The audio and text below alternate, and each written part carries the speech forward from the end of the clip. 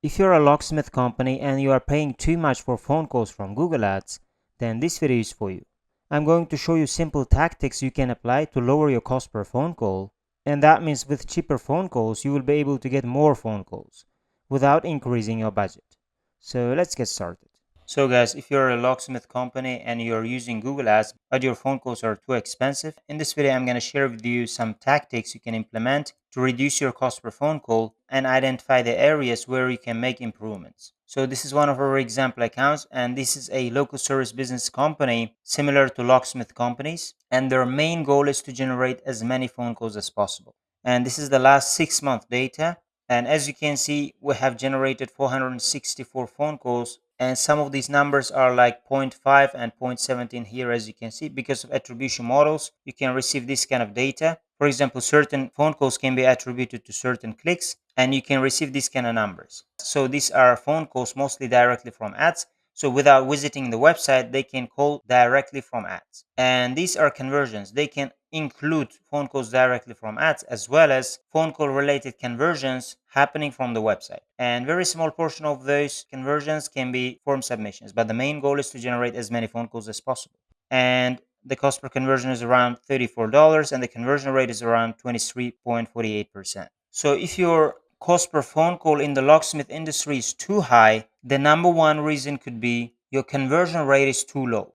So in the locksmith industry, you can expect your numbers to be 25% to 30%, if not higher. And if you're receiving less than, let's say, 15% conversion rate in the locksmith industry, that means there must be something wrong and you shouldn't receive that kind of low conversion rate in a long period of time. Yes, there might be certain days you might receive like 15% conversion rate, but in the next day you might receive 30+% conversion rate. But in the long period of time, you shouldn't be receiving conversion rates less than 15%. So if you're receiving those kind of low conversion rates, that could be number one reason why your cost per conversion is too high. So if you're going to see this example account, and let's see the cost per conversion data in the long term, and if we're going to unselect them, and as you can see from here, the cost per conversion is around $21, $22, and if we're gonna go here, $34, $37, $26, and here it was higher, $43, $30, $29, $42, $41. Here I was making some experiments, that is why the cost per conversion is a little bit higher,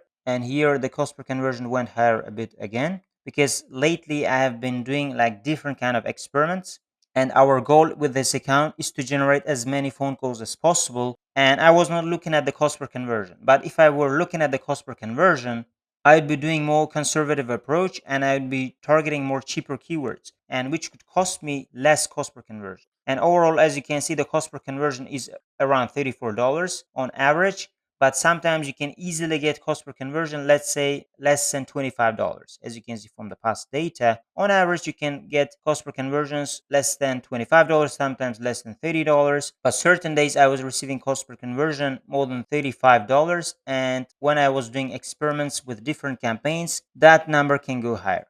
But your conversion rate should be much higher. As I told, your conversion rates should be more than 20 to 25%. And if you're receiving less than 15% conversion rate in the locksmith industry, you might be doing something wrong and you need to fix your certain areas.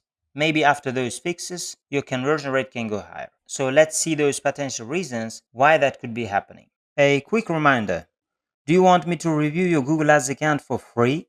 Then you can click the link in the description below and request your custom audit. This isn't a generic audit you can get elsewhere. I'll create it in a video format, about 3 to 5 minutes long, where I quickly go over your Google Ads campaigns. This way, it won't take much of my time, and at the same time, it can be valuable to you.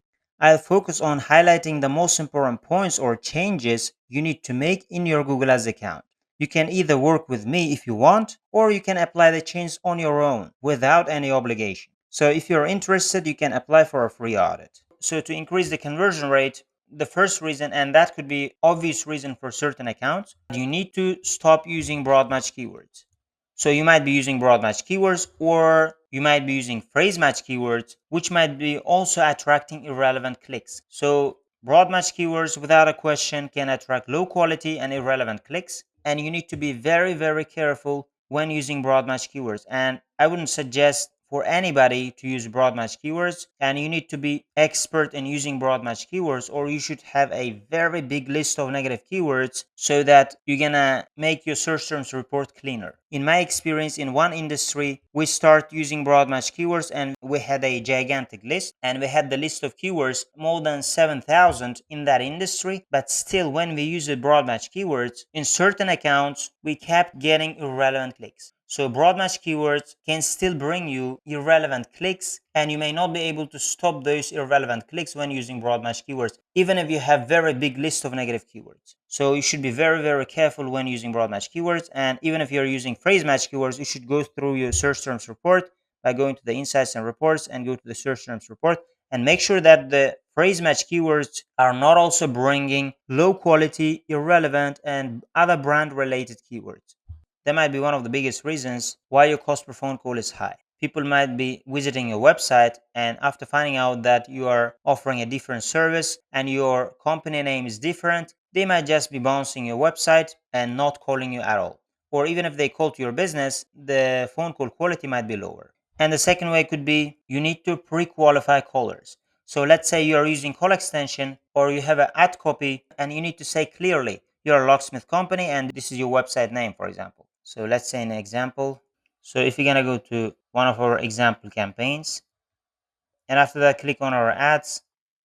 So this is one of our example ads, and we can click on this pencil icon, and this is one of our example ads. And as you can see, that's how the ad looks like. This is your headline, and this is your second headline. So you should clearly communicate in your headlines you are a locksmith company. And for example, with your website URL, they can see your company name is like this, for example, WooClick, or your company name might be Brightside Locksmith, for example.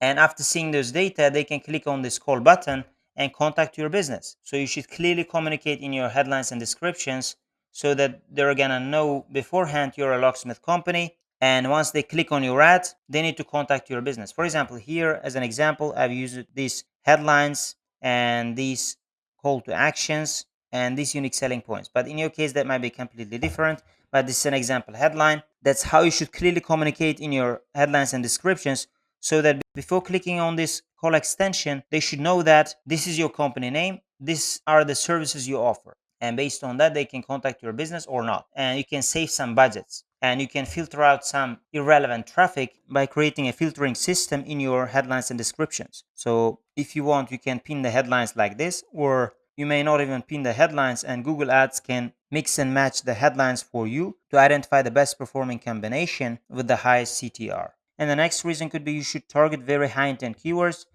So if you're gonna go to tools and the planning, we're gonna go to keyword planner, and after that click on discover new keywords.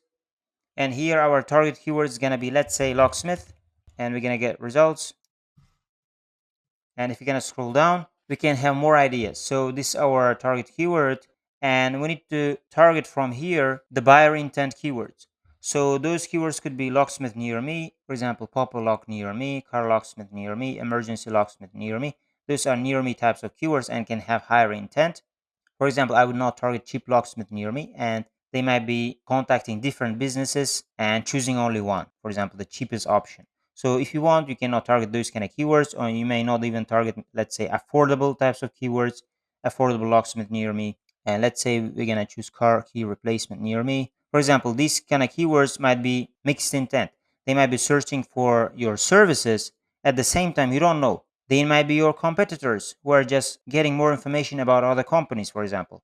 Or they might be people who are learning the industry, so they can have mixed intent. To get the highest intent and to increase the chance of every click you're getting to turn into a phone call, you should be targeting very high intent keywords.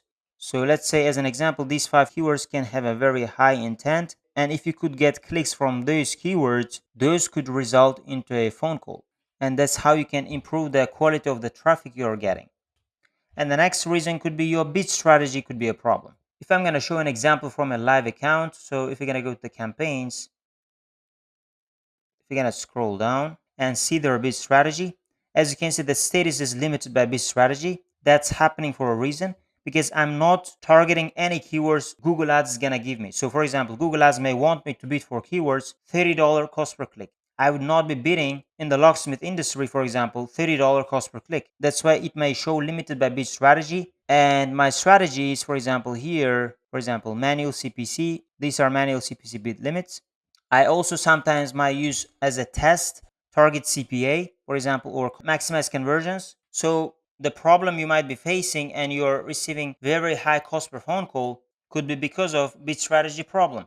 So you might be using maximize conversions, and with maximize conversions, the cost per click limits can be higher. So maximize conversions in the locksmith industry might be bidding you, for example, $20 cost per click or $25 cost per click.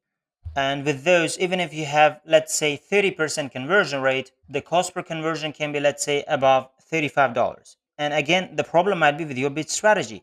And you can create an A/B test version of that and identify a better bid strategy that works for you. For example, in the locksmith industry, I would choose 2 to 3 bid strategies. For example, I would go with either manual CPC. This is the number one option I would go with. Or I would choose maximize clicks if you don't have time to manually adjust the bits of individual keywords. But the third option would be with locksmith industry, I would not use that. Maximize conversions. With maximize conversions, the cost per conversion can be a little bit higher, for example, because of higher CPC bid limit. And it may work in your situation or in your location as well, but you need to test that. So in your situation, that might work manual CPC or maximize clicks. Or if you're using manual CPC and maximize clicks, you might try testing with maximize conversion. So that could be one of the biggest reasons. Because in my case, in one of the locksmith accounts that I've worked, I started with maximize conversions and the costs were really high, and I immediately switched to manual CPC. And after that, I started getting good cost per conversion. So you should see that in your own location. And the next reason could be you should add negative keywords to block irrelevant traffic. So there can be several ways to add negative keywords. So we can go to keyword ideas again. And if we're going to unselect them all, we have 814 keyword ideas available. So before launching the campaigns, you can add and select negative keywords from here, from this list. For example, you can add, let's say, you can add, for example, $25 pop lock, for example. For you, that might be very cheap. And you can add the word, for example, $25 as a negative keyword. And triple a locksmith, that might be a brand term. For example, you may add the word triple as a negative keyword, so that in the future you might not get any variation of these keywords in the future. For example, somebody might be searching for triple locksmith near me, triple locksmith nearby, or triple a locksmith, and you may not get any variation of these search terms in the future if you add the triple as a negative keyword, for example. And you can find negative keywords from here by going through this list. This is one way. And if you don't have time or don't want to make research by going through this list, you can go to the refine keyword section and scroll up, for example, and unselect them all and only choose brand terms. For example, car make, this is for car locksmith, for example. But if you're going to scroll down, we can choose brands, for example, or other brands. For example, this can be AAA, but sometimes other brands can include, or other keywords can include your target keywords. You just need to see that. But some of them might be a brand terms, but some of them might be a target keywords. For example, it can be pop lock or smart, I don't know, smart lock replacement. That could be smart lock installations. If you could offer that service, that wouldn't be a brand term.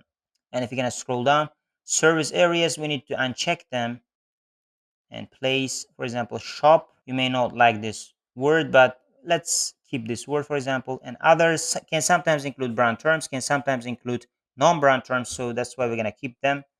And as you can see, we have 64 keyword ideas available, and you can go through these 64 keyword ideas, and that's much faster rather than analyzing 814 keyword ideas.